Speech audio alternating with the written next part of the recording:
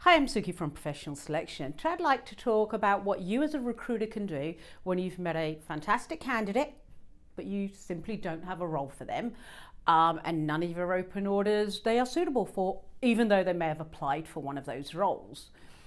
One thing I know for sure, if you've got a great candidate, do not put them in your drawer. Do not go back to the office and shove that CV in the drawer and lose it in a pile of paperwork.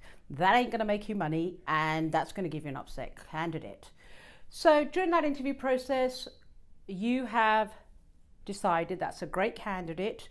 Whatever your recruitment vertical is, based on that, you have a fantastic candidate, you don't have a role, you pick up the phone and you start talking to your existing client base. That's what you do.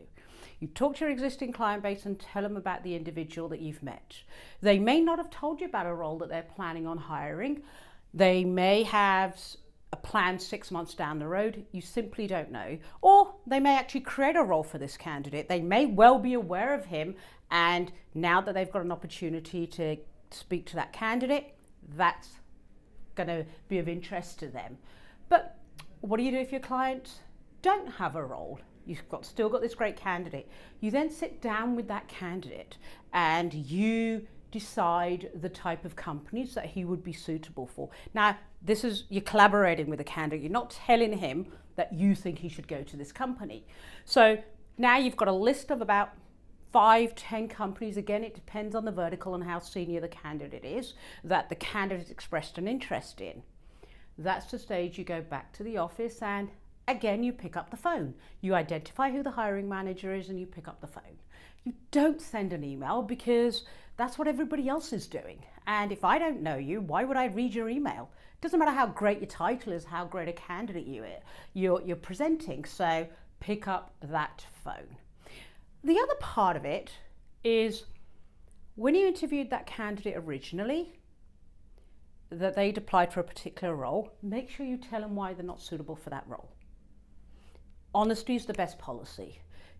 Let them know this is where I feel you're not suitable for that role, but I see all these strengths. So the candidate, you're managing your candidate's expectations.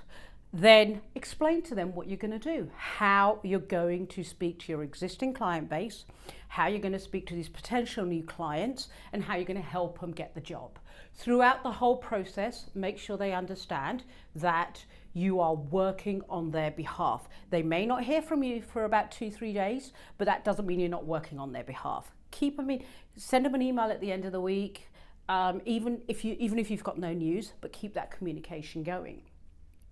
Last but not least, get the candidate a job. If your client wants to see him or the new client wants to see him, then of course you go into your candidate management piece.